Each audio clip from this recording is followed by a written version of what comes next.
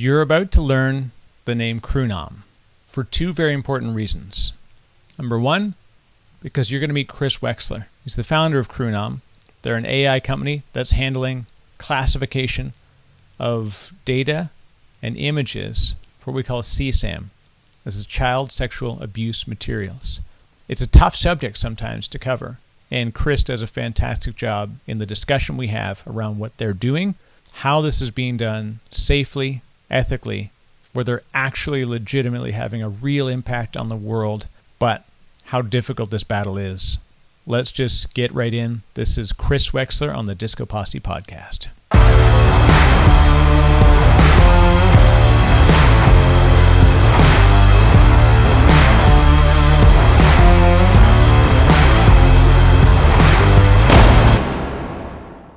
Hey, I feel kind of weird like jumping into a super excited intro because this is a deep subject. However, one thing that you learn is that Chris Wexler and the team at Krunam handle it both in the technology they're doing, which is amazing. Like you're going to hear some really, really cool stuff about how this problem needs to be tackled in a very unique and challenging way. We've probably heard about the stuff with people talking about iCloud photos being scanned for what we call CSAM. It's a tough subject to approach. And with the conversation I had with Chris, you know that the caring and the ethics that go in behind why this is important are deep to he and his team. And speaking of, making sure that we can continue to have an impact, let's just get right to it. This is Chris Wexler. You're going to learn about the background of Krunam, the name behind it, which is an incredible story. So let's jump in. This is the DiscoPosse podcast. I'm Chris Wexler. I'm the CEO of Krunam, and you're listening to the DiscoPosse podcast. I love it when it goes so smooth. It's like my shout out to the old radio days. I like it. It's good, yeah. So Chris, thank you very much for joining. You've got something that's a really interesting and challenging area of discussion. Hold on a second. Oh, yeah. Alexa, stop. Alexa heard excellent and turned on. Sorry about that. She's now muted. People used to you could sit there and say Xbox turn off like on the radio and just like really mess with people. I want to thank you, Chris, for joining, because when I saw the opportunity to chat come up, we've got a really interesting and challenging area of discussion, because both the problem that you're solving touches on a really, really tough subject, and most importantly, it's incredible that what you're bringing to the market is going to really have a profound social effect. And but underneath it, of course, is the mission and the reason why you're doing what you and the Krunam folks are doing. So before we dive into all of the things, for folks that are fresh to you, if you don't mind, Chris, let's give a quick bio on you and where folks can connect with you, and then we'll jump into the Krunam story. Absolutely. I am the CEO of Krunam, which is a company that is dedicated to eradicating child sexual abuse material online.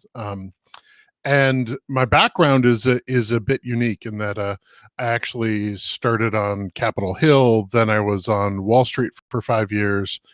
I then was disillusioned and produced theater for a couple of years, and then spent 20 years in digital marketing.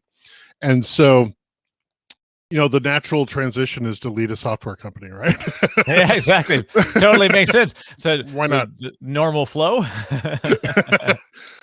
But why I make changes in my career and why I focus is that I'm always looking for the intersection of influence and technology, and so looking for where we can use technology to drive things forward, whether it was business when I was in the marketing space. In this case, it's literally driving forward social good. And so we're a public benefit corporation, and we're focused on really solving the internet's most intractable problems. And that's really, it's exciting because as much as I liked working with world-class brands like Microsoft and Chipotle and Harley Davidson over the years. In the end, I was just kind of moving widgets, Right. and it kept people employed, and I worked with amazing people.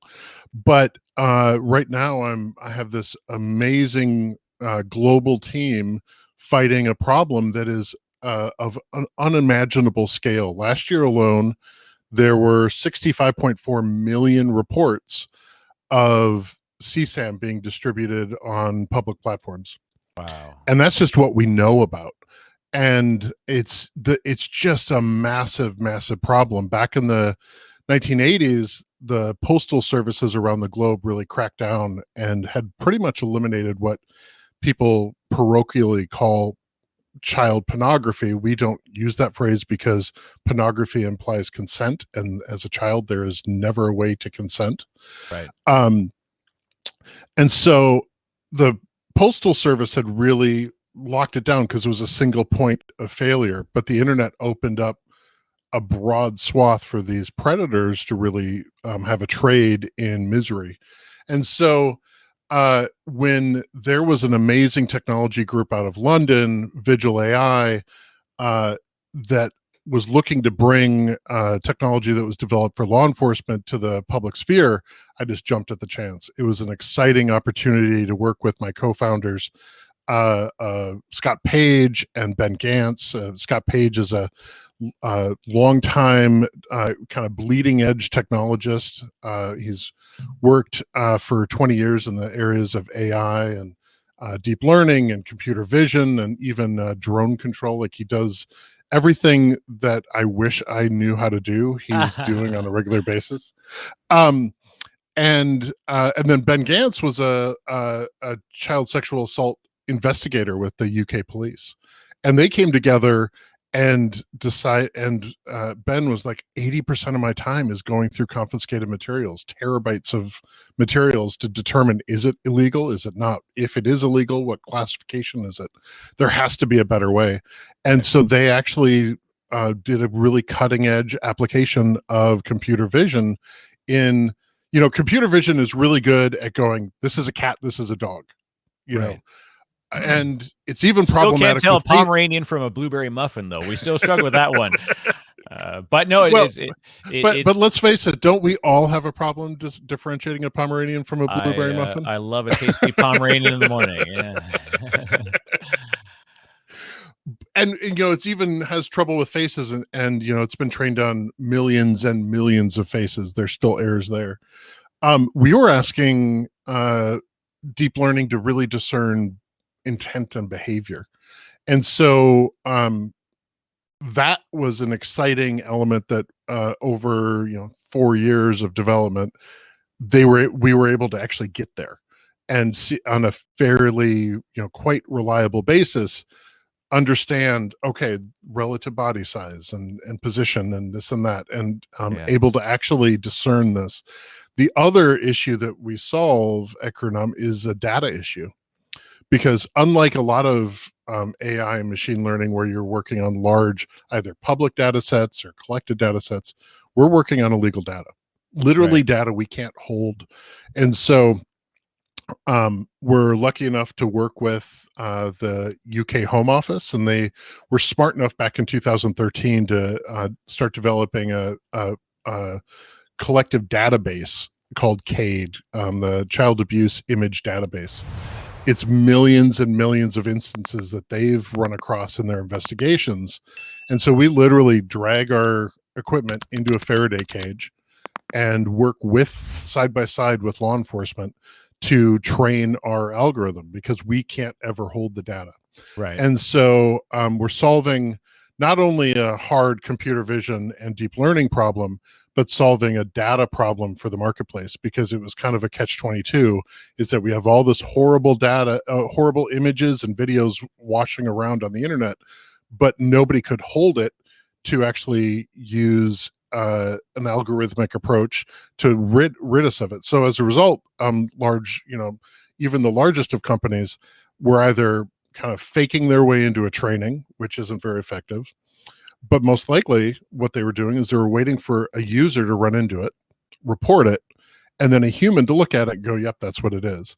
And Right. there's damage all along that chain. And, even, we like to say that we're in the protection business. We are protecting uh, online communities because this is not what these technologies should be used for. We're protecting employees because you see PTSD on a regular basis in content moderation. These poor people uh, are seeing the worst of humanity every day. In violence and abuse of children, and so the less they have to really live in that space, the better they can do and help them make better decisions. Because the last thing you want, any community wants, is to ban someone for something that isn't illegal. But if you're exhausted and you're emotionally drained and psychologically damaged by what you're doing, you're going to make bad decisions. And so this is something that computer vision, AI, frankly, I say, if a computer's better at doing something repetitive and emotionally draining, computer's really good at that. Let it do it. And so, as a support to those people, we're protecting brand reputations. But the great thing is, those are all business reasons to use us. Right. The great thing is that when you do that, you're also protecting millions of children all around the globe.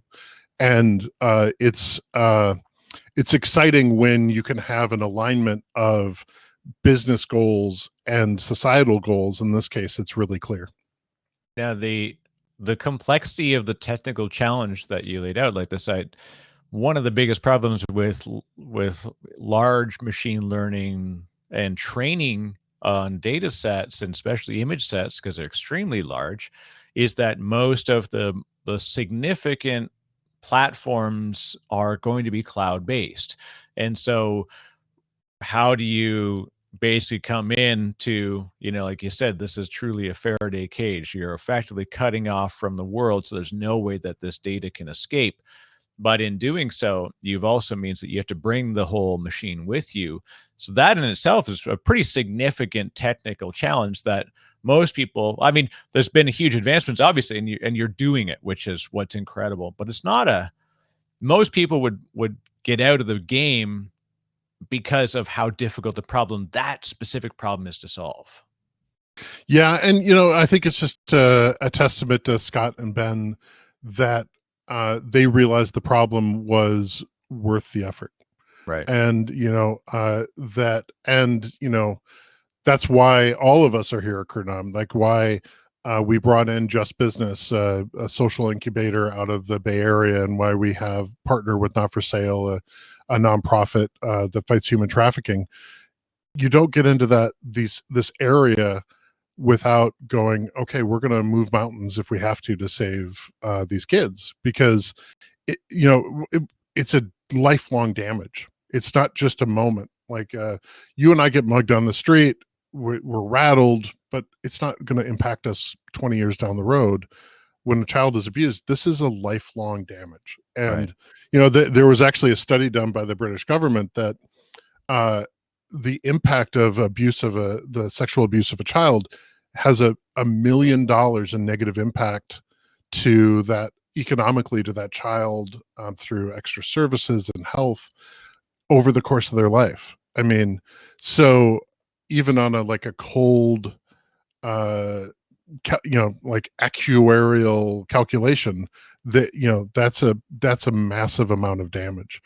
And so if we can break that cycle, make it so less people are exposed to this content, therefore less people are intrigued to action, therefore less people are willing to do this because they're afraid they're going to get caught, it becomes a virtuous cycle. And that's really what we're trying to build here. Yeah, in a way, there are certain crimes that are, by the nature of the psychology of the crime, are very much a time and place and opportunity. Bicycle theft is the most prominent example, right? It's the speed at which you can get on the thing and you can literally ride away the proceeds of the crime. Like that's how they do it. And it's rarely a planned event. It's something that they just see a bike that's not locked up and they run away with it. Or they sometimes say, okay, here's an area where I know there's gonna be a lot of bikes. bit more both opportunistic and purposeful, so Yeah. it is premeditated. And this is an example where it's a very strong cycle that as people get involved, and I've actually worked for the police when I was younger, and seeing how exposure to this effectively creates this cycle for that person, that Yeah. they then go really down a very dark rabbit hole of their own psyche, because you've effectively enforced the human ability to get access to this part of their brain, and some would say their soul, to Hmm. go further. And then Hmm. once you do that, it effectively, you are creating the learning behavior for that person that they can go further. And Yeah. then it becomes a thing of then meeting other people and then sharing. And this is where, like, we saw a lot of that stuff that we've saw major sites that have been taken offline. And it's a real struggle because of the legalities around closing out these things. They're in locations that you can't shut down, right? They're Exactly. protected by onion servers, and they're protected by access to the Tor network. So but I say this, that there's obviously huge complexity, and on top of that, they're in Flickr. Like that's what's even more frightening, is that a lot of the stuff just goes into open, traditionally accessible public areas, 4chans and of the world, Yeah. where they're broadly accessible, and they entirely rely on self-policing in order to close a lot of the stuff down. Yeah, and there obviously are examples of it on big public spaces, but it's a lot of the we like to talk about how these predators are using every tool we're using. Right. When it comes to but a lot of it is password protected or behind in a private group, and so there is luckily a lot of it isn't easily accessible, but it is if you're trying. And so, I think we realize that even our approach won't stop at all. Like, when you go to the dark web and Tor browser and all that, that's some of those places are going to persist. And there are actually some great organizations. The CCPC out of Canada is doing amazing work crawling and reporting and documenting that kind of work. Yeah. Uh, but um, what we want to do is just make it as hard as possible. So that it's about adding as many barriers as we can, and right now this is where the technology sits, and then continuing to push to find the next level and the next level and the next level. And so you know it's an interesting it's a important social element, but it's a really interesting technical element too. Because when we originally developed the technology, we're doing it for originally the UK National Police, and you talked about a lot of this is typically cloud based, so we had to build the algorithm and make it so it could work on computer systems that a typical investigator may have, which is not exactly, you're not talking state of the art Rails here.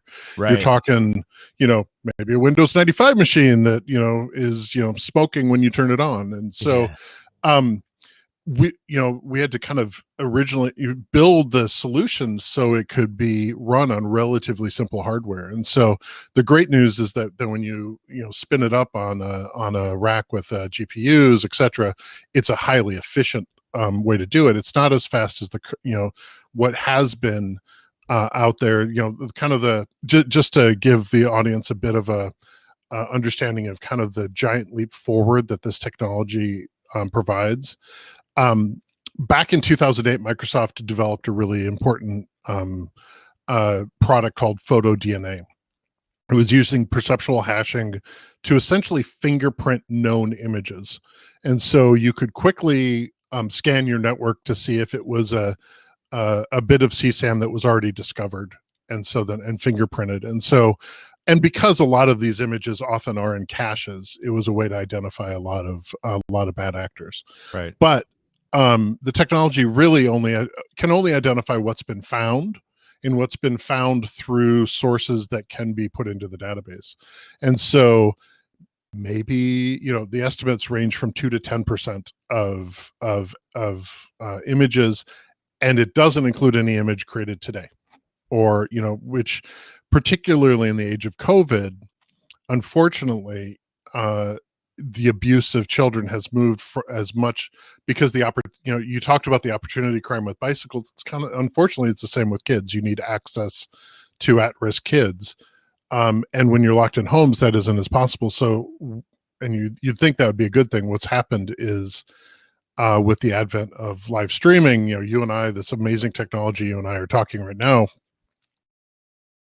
what's happened is a lot of this abuse has moved into that realm. And so you meet on a Discord chat and you exchange Bitcoin somewhere else, and then you get on a private Zoom and you're getting a performance, quote unquote, Right. from a developing country. And that poor child is literally a slave actor that's being abused over and over for paying customers, often from the developed world.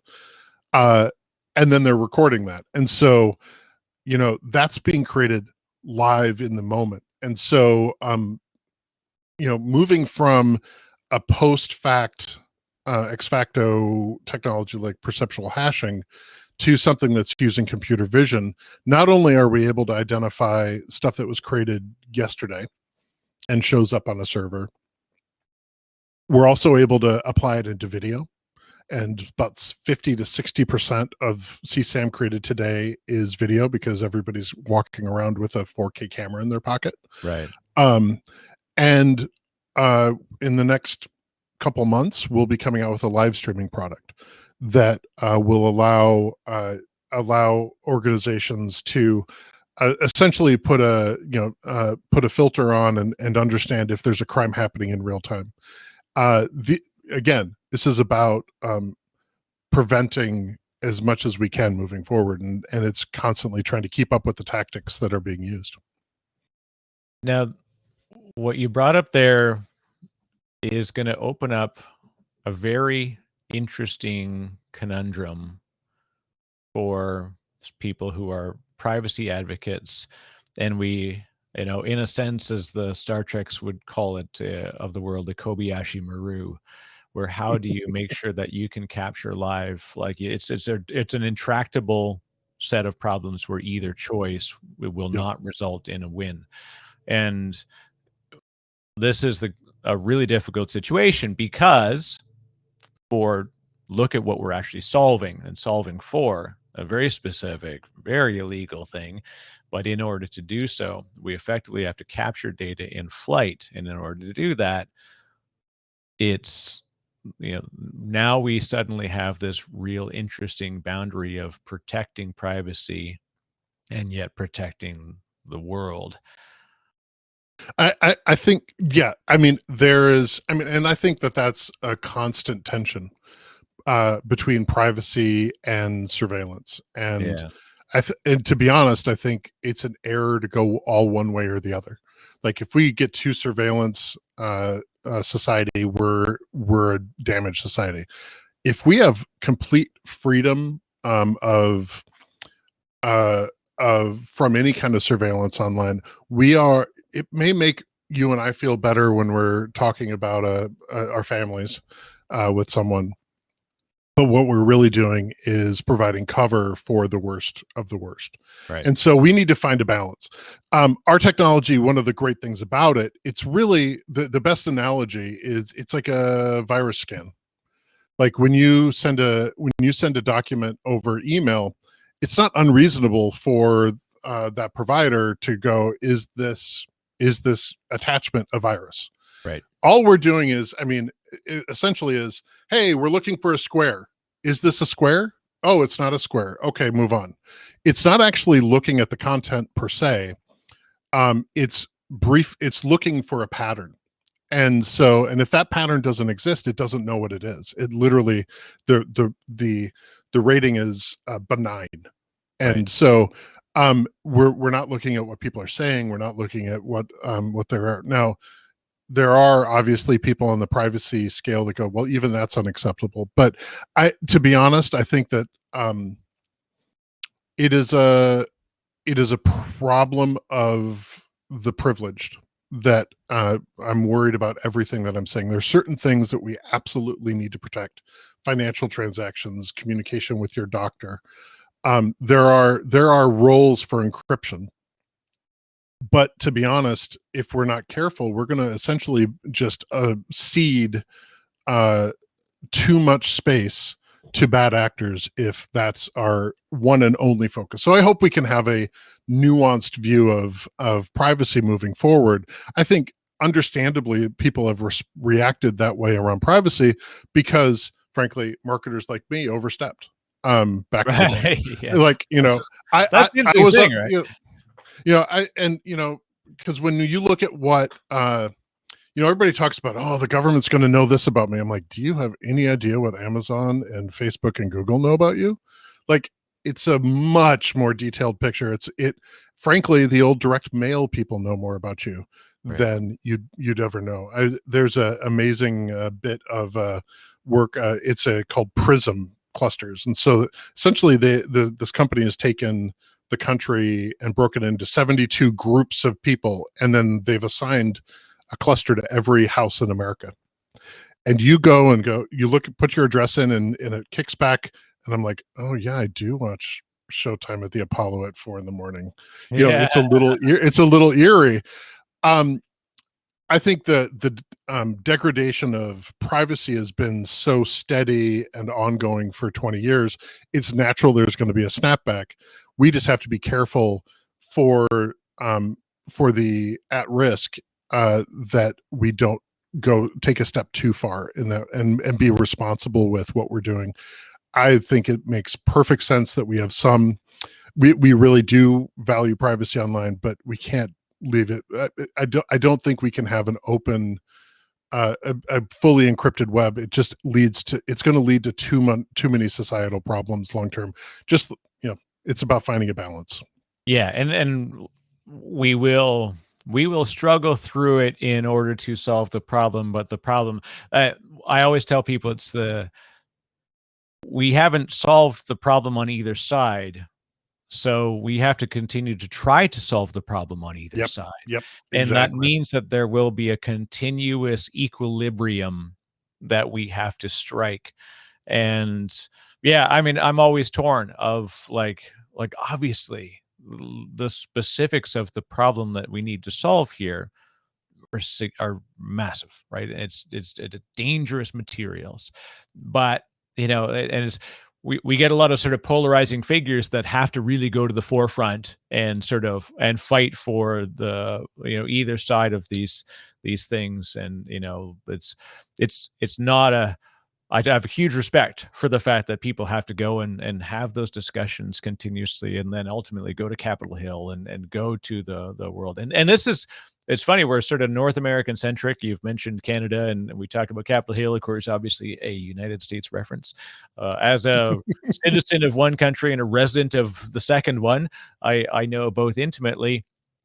And then you go beyond to Europe and Asia, and you know vastly different ways of handling privacy and internet Yep. access and network access. And they don't have this sort of broad ubiquitous access to these tools like we do here. It is Mhm. a really interesting thing as you start to go beyond the localized continent. That the problem, this is why, again, massive respect to you and the team for like you're solving a problem that everybody can use these tools in order to solve this problem. There's probably a lot of other things that through the developments you're making that will make other things better, and so it's amazing. Let's talk about the social good side of it, because you talked about it as like the company itself is set up as a I think it's called public good, and there's a Delaware specific type. I've actually had a few folks on that have there's a designation where you actually, not beyond just fiduciary responsibility, there's actually a social responsibility as part of the corporation. Yeah, we're a public benefit corporation is Yes, what sorry, the phrase is. I That's messed okay. it up That's there. Yeah, okay. Yeah, and I think that was a critical part. of who we are. We're part of actually a, a conglomerate of companies. A conglomerate isn't quite the right word because we're not connected, but a family, I think, is a better way to put it. And when some of those were started, so if you eat at Whole Foods, Rebel Drinks is one of the fastest growing natural drinks in the history of the Right. U.S. I'm It a big was fan of Rebel Milk. I enjoy yeah. their coconut milk coffee. Well, one of the things you may not realize because it is delicious, and that's really what's driven the growth there, is that it was created to fight human trafficking in the Amazon. Wow. That's why Rebel exists today, because I'm putting myself in I was not involved, but Just Business and Not for Sale realized that as environmental degradation was happening in the Amazon, people that were living sustainably on the land for thousands of years were getting pushed into villages in the Amazon, and then they were being trafficked. And what they did is they created a roots, extracts, barks, berries, and leaves, Rebel, Right. company in the Amazon, and gave it to set it up and then gave it to the local residents, and then created demand through the drink, and created a virtuous cycle of protecting the people in the Amazon while funding it through the Rebel drinks. And so as a result, trafficking in that area of the Amazon is down by 50%. Wow. And so, but you wouldn't know that with Rebel because it's simply a really good product.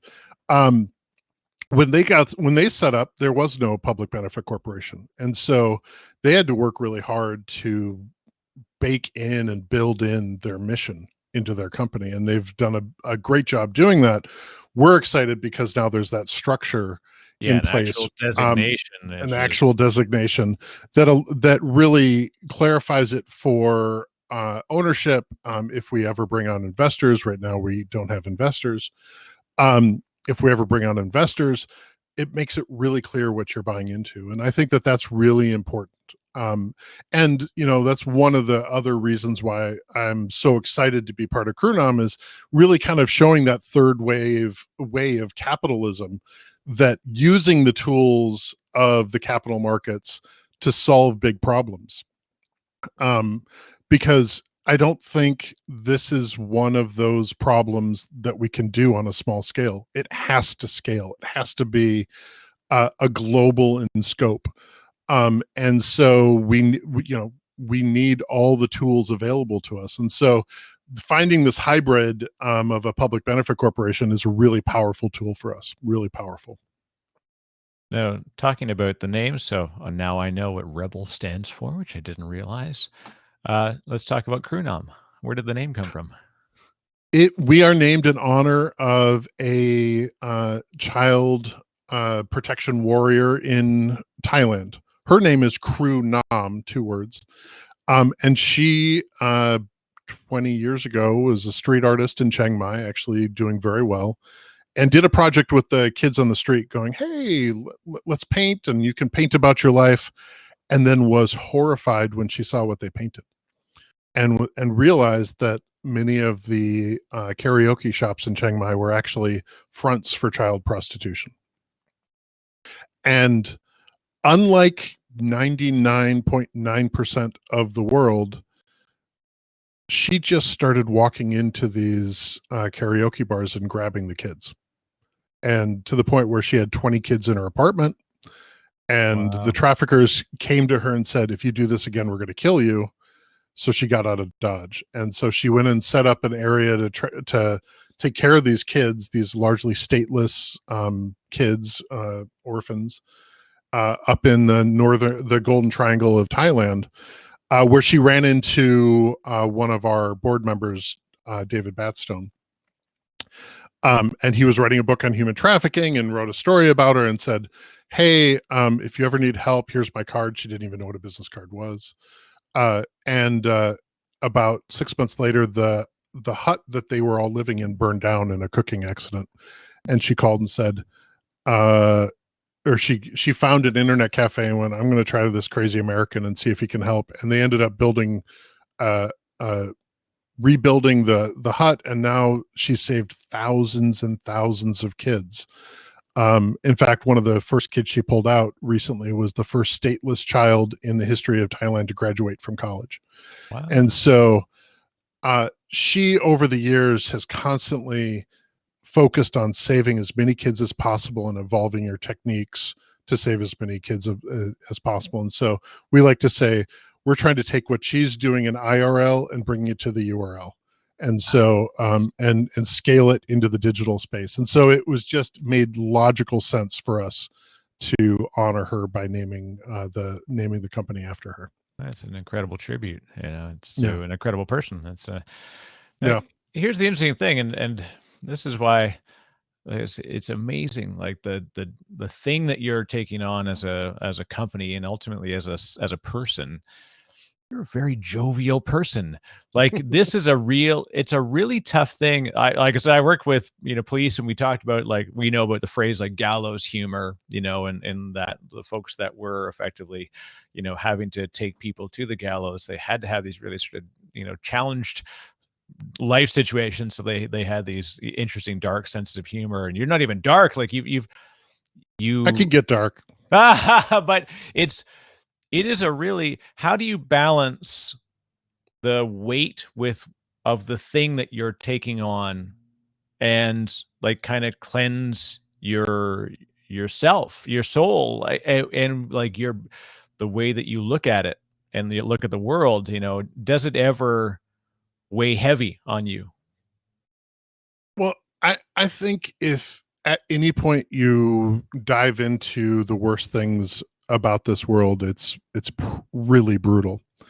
I think it's absolutely vital to separate what you can control and what you can't control, and really focus what's happening in the future, what's happened in the past, and what can you impact in this moment. And so I think mindfulness has been a practice that I've had to really embrace and be, what can I do right now that can make the world a better place? And if you can live in the now with a realistic view of what happened and what will happen, and know that you're making your small dent in the world, it's not as heavy. It's not as crushing, because I think it's really, this is, if you dwell on it and you sit in it, it is a mind-numbingly depressing thing. And I think, unfortunately, that heaviness is one of the reasons why people largely don't even think about it. Right. Yeah. One of It's a tough thing because, in like any large social situation, the weight of what you can't do often outweighs the belief of what you and the trust and the value in what you can do. And it's hard for yes. people to take that on because they know, I mean, it's effectively a marathon of social responsibility. Most people will never begin because they don't believe they can finish. Right. And there is no, and if you realize that the fight will never be over, because even if we quote unquote solve this problem, we've probably created another problem as we do that. And so what we're always trying to do is continue to refine to make things better. And if better is the goal versus perfect, every day is rewarding. Every day is not too heavy. Yeah. I think, and to be honest, one of I could come on here and share just horrific stories and horrific stats, because 70 million instances of CSAM is horrific enough, but believe me, it gets a lot darker. Yeah. But I and everyone fighting CSAM in the world need people like you and your listeners to not just turn away when they think about this or hear about this. I need them to be able to talk about it with legislators, with the companies they interact with, to have this sit within them in a way that this isn't something that you just avert your eyes, because this evil survives in darkness. And so being a happy warrior is one way to do that. And so I'm lucky enough that I've had to live through enough in my life that I've had to figure out how to do this on my own and with a lot of help from other people. But I think it's critical for us to make the world a better place is to really focus on what we can do versus the absolute, what we can't. Yeah, and even in just in the day-to-day activities that we take on, right? I often think like if I can have some meaningful small impact on somebody in some way every day, that's my goal, right? And it's not even, when I do mentoring and I've been mentored, I continue to seek those opportunities, and it's in obviously, we look at you're looking to achieve a goal and a personal goal, and what it always comes down to is to be effective on this is not to think of the goal as the destination, but the path to the goal is the real thing that you want to learn. And phrase that I always enjoy is it's not about being the best, it's about being better than yesterday. Amen. And That's exactly right. So if we can do that, and then, to achieve these things of social good and just in any societal good, it's not, if it could be solved and completed, it's not a bloody problem. Like it would have been solved and completed. We have, the amazing thing is that there are folks like yourself who are looking for what have been deemed intractable problems and proving that they're not.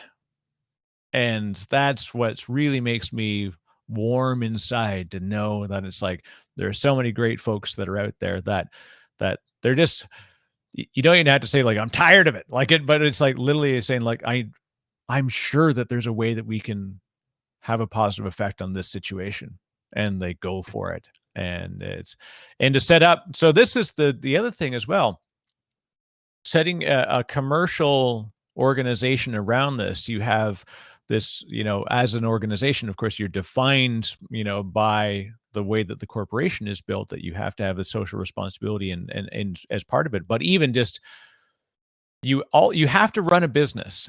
And this is where charities are often one of the ones that I find are the most horrifying, because when you find out the cost of management, it's like, people are, one penny goes to the person that needs it, and the CEO of the charity is getting paid $3.2 million a year and flying around on a private jet. We see that kind of situation all the time, but which again sort of breaks people from understanding that you do have to have some commercial, value to be able to run the business. This technology that you're inventing and creating and making novel and available, it's not free. It requires you to build a business around it to allow it to thrive, to do better and do good, right? Well, yeah, I mean, I think one of the important things and one of the reasons why we wanted to create a third path towards this is we're self-selecting into paths of nonprofit and for-profit. And we needed to put together a world-class team. And so sometimes that means compensating people appropriately. We're literally competing with Facebook and Google and Snapchat and fill in the blank for talent. Yeah. And so we need to be able to, otherwise we're going to be kind of valiant, but never being able to get there. And so, to be honest, a lot of nonprofits are doing amazing, great work. And there's obviously examples of people who have abused the system to overpay themselves, but by and large, everybody there in that space are doing great work, and trying to put as much forward. And I think some of the administration stuff is actually a bit of a misnomer, because you have to pay your people and you have to pay good people. You don't need a private jet and $3.2 million. Yeah, Agree with you there. But frankly, we're running our business the same way. I don't need a private jet. I don't need $3.2 million. If you're running your business properly, you're also not super top heavy and overspending on those kind of things. And so, we're trying to just put together a world-class team. And when we sit down in a meeting with Microsoft or Google or Facebook, that we can be taken legitimately as a peer, albeit a much smaller peer. But I think too often, you get in a room with a nonprofit and you're like, okay, children are a bad issue, so I need you to make it cheaper for me to solve a problem that I created. Yeah. Nobody's asking a company that builds air scrubbers in chimneys on factories to take a discount because it helps the environment. I don't think these companies are making a ton of money, a ton. And their toxic waste, their waste product is the negative impact, the harmful speech that is flowing through their systems. It's their and most of them see it's their responsibility to clean this up. And so we're actually, when we go to talk to a Google or we talk to a Facebook, we're bringing them a solution that will actually save them money and make their systems cleaner and protect their people. And so it makes sense that if we're building value for them, that we should extract some. And particularly since when we extract that value, we're going to be plowing it into other technologies to do more to make the world a better place. And so again, it's creating that virtuous cycle. We can only do that if we play by the same rules that our compatriots are playing by. And so, believe me, none of us at Krunam are here to get rich, but we want to be fairly compensated. And I don't think that's I think that that's not an unfair thing. And I think if we don't ask for the companies that are kind of exacerbating this problem to be responsible, we're actually denigrating the problem and denigrating the pain of those that are abused. And so, unfortunately, we're a world that often equates financial resources to human value, and I don't necessarily agree with that, but that's a truth. And so, I think there's nothing wrong with us going, hey, we're going to create value for you. We're going to extract a little of that value because we created it for you. And then we're going to plow it back into doing the right thing. Amen. That is that's where it needs to be. Now your own background is, so you came from, marketing, tech, and you worked in agencies. You've done a lot. You've walked an interesting path that brought you to here. But in effect, I think there's this really interesting thing that the way in which you solved those problems allowed you to be able to, look, this needs to be marketed. Like, this is like, in order to think about how to impact things, like marketing is a fantastic thing. I had a Twitter conversation with a friend of mine, and he said something about, like, salespeople, like, they're out there grinding it, and that's the reason why these businesses are going to thrive and survive. And I said, yes, on the shoulders of marketing, and he says, I said, how do you think that they get those sales? He says, cold calls. And I said, how do you think they got those numbers? Like, I'm Yeah. not saying that one supersedes the other. I'm saying it's a pairing, it's a partnership. And marketing, like, God bless Bill Hicks, right? One of my most famous comedy routines. And he talked about marketing, and he just literally is on stage saying, okay, if anybody here in marketing, I need you to kill yourself. Because, like, he just basically just berated and thrashed the marketing industry. He says, I know what you're saying. I know what you're saying. Bill's using the apathy demographic, and, like, it's a good demographic, it's good. And he's like, it was funny as he goes through it, because he realized there is this, like, okay, yeah, I get it. We kind of do that stuff sometimes, but that's how we get social good. That's how we get products to market. It's the same techniques that allow people to have infinite scroll on an app pull people in to spend more time in app is the techniques that we can use for positivity, which is why like the Social Dilemma movie recently was a great example. People are like, oh, good golly, right? And this is Tristan Harris, who like worked and developed the systems in which people have abused them. Like I actually have the book from BJ Fogg called Persuasive Computing. I've been a long time sort of like outside student. I didn't go to Stanford, but like I've followed BJ Fogg and his writings and his studies for a long time. And you realize that just like the difference between a magician doing a card trick for you and somebody taking your wallet as a pickpocket is the path that we choose. Right? And so I saw all these things, and like, so the Social Dilemma brought the stuff, and you're like, oh my goodness, we've got all this stuff. I'm like, so there's a personal choice that comes in the balance of how we do these things. So this is what's amazing. So anyways, a long way to get around to like, what brought you to marketing that then brought you to found a company? And this is a really neat transition. Yeah, well, it's interesting because I kind of stumbled into marketing. I had been on Wall Street and I quit cold turkey. I'd been producing theater in the background to keep myself sane. Well, I'd like to say when I was on Wall Street, I had the aptitude, but not the attitude. They just weren't my people. So I literally was working on starting up a restaurant, which is another weird path that I thankfully didn't do. But but I needed cash. I just needed a job. And so I took I had the funniest job interview I've ever had in my life when I was talking to my first ad agency. They go, we're looking for someone for a 3-month project and we're not going to hire you full time. And I go, thank you. I don't want to work in marketing. Perfect. But when I got there, what I found was this amazing intersection of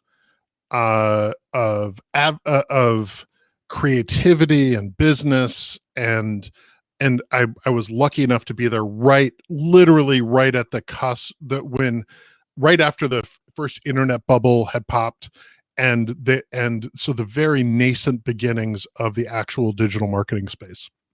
And they knew my background had been in like technology, etc., on Wall Street, and so they're like, well, could you help us out here? And, it'll be like 10% of your time. And it quickly became just a huge thing. And, when I look, I watched The Social Dilemma with a bit of cringe when I watched it, because what it was, because I put myself as partially culpable there. I was one of the early, I remember when I was like, do I really have to buy search on Google and Yahoo? Yahoo's so big. Why would I ever use that guy? And like one of the first deals on Facebook and one of the first programmatic deals. I mean, like I've been at the kind of cutting edge of marketing tech. And it was an engineering driven conversation. And I was always there through the prism of, frankly, some brands that were not as direct response driven, which, kind of leads to very transactional mindset. But I was there with large global brands, Harley Davidson, Microsoft, General Mills. Like I was working with some world-class brands. And so I was constantly kind of putting a screen of, well, is this bad?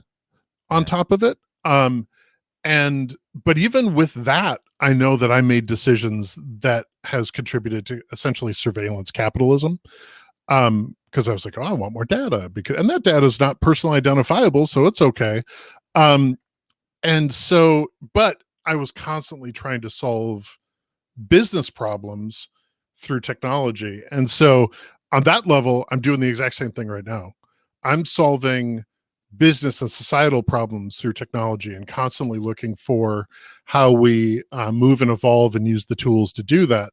And so on that level, my skills fit this problem. We talked about like, how am I, I'm don't feel very dark and heavy with this. It's largely because I found a spot where my skills are really valuable. I grew up in Minneapolis, and we're having a racial justice issue here in Minnesota right now, thankfully, appropriately. I don't have the right skills to solve that problem. You know, like my skills aren't very helpful there. This is one where my skills can can be a multiplier in the world. And so I'm on that level, you know, everything in my past has kind of led up to being really the right person for this. It's interesting because I was on the marketing side for years. You talked about marketing and sales. You know, I often said, you know, I'm going to make it easier for the salespeople to get the door open. Like whether it was like a company like Granger or Edward Jones or somebody like that. Like it's like, okay, let's make that door open easier for that person. It's a little wild being on a startup and being the marketing and sales. So like my morning is spent like maybe doing, you know, like managing the company and this, but then I'm doing those sales calls in the afternoon. I see the need for marketing. Let's just say that because they go, "Who are you?" It's a and I can tell who's talked to somebody else when I get on the phone and know about us, and we haven't been around that long. It's a fundamentally different conversation. So, thinking systemically about it is a critical thing. Yeah, and it's amazing when you actually break down. And that's why I've always my favorite thing was I studied behavioral psychology, and that's what makes me work with computers much better because I know Yeah. how people work, and I know how people break. You know, people say like, what's the thing that like the book you recommend to best understand how to like build great software products? I said DSM-4. It's the statistical manual of disorders. So it said like the only way you know how people work is when you know how they break. Well, And and I think on a more practical basis, I would say Thinking Fast and Slow by Daniel Kahneman is absolutely, yeah. another great one to really understand how people interact and where our brains just misfire sometimes. Yeah. And so I think behavioral economy is a brilliant area of study. I'm glad there are people smarter than me that figured all that out. Well, that's incredible. Yeah, and like Dan Ariely is another one who I've very so much enjoy watching his talks and reading his materials. And like the one that was an interesting one is he talked about the dice roll payout, and the scenario was you roll a die, and then whatever the number is on top or on bottom will be if it's it adds up to 7, right? To 6 on the bottom, 1 on the top, or the reverse, right? Or 5 and 2. So we know how that works, and statistically, there's no choice of like how often it lands on one or the other. It may by median and average work out, but it has as much chance to be a 1 as it does to be a 6. So what he did was he said, I want you to choose, you are going to get paid, $10 for each dot. And you choose in advance of the roll whether you want the top or the bottom. Hmm. And then he says, so you say, okay, I'm going to go with top. And they roll it, and it's a 1. And like you can sense the sort of disappointment, of course, because they should have got this at bottom, would have been a 6. He goes through the scenario this way. And then he says, okay, now what I want you to do is I want you to not tell me which one you chose until after you complete the roll. And he says, and suddenly people were very lucky. And this was a behavior. He said, so what we did was, of course, then we also measured their behaviors and like basically had them wear a polygraph to like sense their body motions and detect where they were lying. And this is the whole idea of like testing the presence of honesty and the impact on influence, through gain. And so he says, we go through this thing. He says, now what we did was we took exactly the same experiment. And instead of saying that you will get paid $10 for every dot or whatever the number was, that it will go towards charity. And what we did was we took exactly the same scenario. They choose after the roll. The money goes to a charity. And he says, and then what we found was that people were equally lucky, except they've passed the polygraph. He says, because they felt literally They're doing the right thing. because they were doing the right thing, they didn't feel that they were lying. Whew. So there's a real I think you just defined amazing thing American about it, right? Yeah. I think you just defined American politics in a nutshell right there. But anyway. That's so it's what's amazing to me is when I find those things and then you see them, like you said, thinking fast and slow, what Daniel Kahneman and Amos Tversky, brought to the market, it's incredible. And I see these things play out, and you talk about like the cold calling and the things like Jeb Blunt is a great example of somebody who did a book called Fanatical Prospecting. And it's like, look, I like reading about Jeb Blunts and, even the crazy ones like the Jordan Belfort, who is, of course, definitely he was very comfortable with lying for the greater good, being his bank account.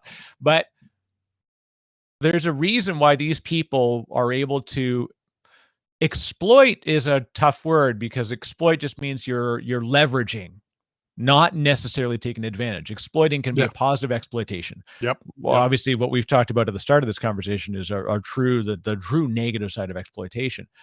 But what we can get is like you watch how these things work, so that when you want to do good, you use the same techniques. And that's why, like said Tristan Harris, he leads out this group. I can't remember exactly what it is. It's like the Center for Humane Design, I think it's called. I should know it, but let's use the same techniques. Let's use the tools like ad tech. Let's like use it for positive results. Yep. Well, exactly. It's a fantastic time to be able to. We know so much more about how we can have a positive impact on the world, and it's amazing. So theater. So go ahead. Yeah. The other flip of that experiment, and as it applies to what we're talking about today, is the anonymity of not getting caught lying. Right. That is the definition of a lot of behavior online. Right. And when you're obscured, like when you're in your car, you're more likely to yell at somebody because they just see a Chevy, they don't see you. And you see that in behavior online. People are much nastier to each other online. But, that's, I think, one of the reasons why you need a Krunam. You need something like this, because there is an area where people are allow their darker impulses to come free because they feel anonymous and protected by that keyboard in front of them. And all the more reason why when you think about that element of human behavior, why a fully encrypted web is a really dangerous thing with human nature. Because as positive a person I am, I've seen enough data to not necessarily. I'm not surprised when people are self-interested. Let's just say that. Right. Yeah. But I said the thing that excites me about where let's bring all this together, right? That there's a diversity of interests that actually highlight an underlying skill that people have. And you talk about like, marketing leading to what you can solve as a problem with Krunam, right? And making sure we can bring this to the world. Theater is funny. I was going to mention it because there's a very interesting thing of an incredible amount of pre-work to then get immediate feedback. So while in the performance, it seems like that's like they start the performance, they end the performance, there's applause in the middle. You can sense there's like real sentiment analysis that's continuously going on during a 2-hour or 3-hour performance. But what nobody sees is the 18 months of preparation, set design, the hiring, the rehearsals, the changes you made, the producer's work to be able to say, like, people don't even know what a producer even is half the time. Or a director. Like it's like people just know that Steven Spielberg's a director. All right, so that means he must be like writing the movie. Well, maybe he wrote some of it, but no, they have screenplay writers, and they've got people that took the original book and then converted it to a screenplay. Like there's all this incredible pre-work, so that during the 90-minute movie, why people are standing up and screaming at the screen, and like there's a long path to immediate feedback. Yes.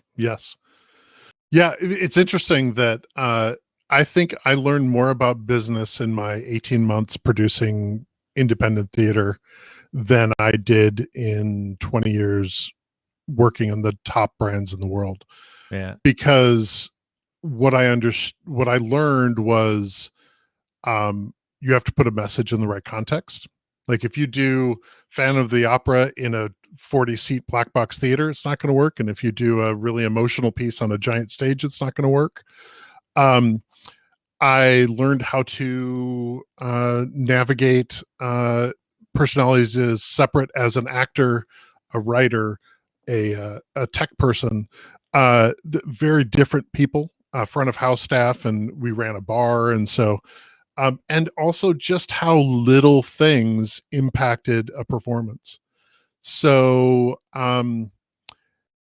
I found I ran a theater for a theater here in Minneapolis called the Brave New Workshop. So I ran a secondary stage for them over in St. Paul, and it was comedy theater, and literally the show was better when people had a little more social lubrication, when we sold more beer. Right. And so not only did I want to sell more beer because that was how we made our money, but the show was better if we did. And so I was constantly working with, how do I elongate intermission? Do I do this? Do I do that?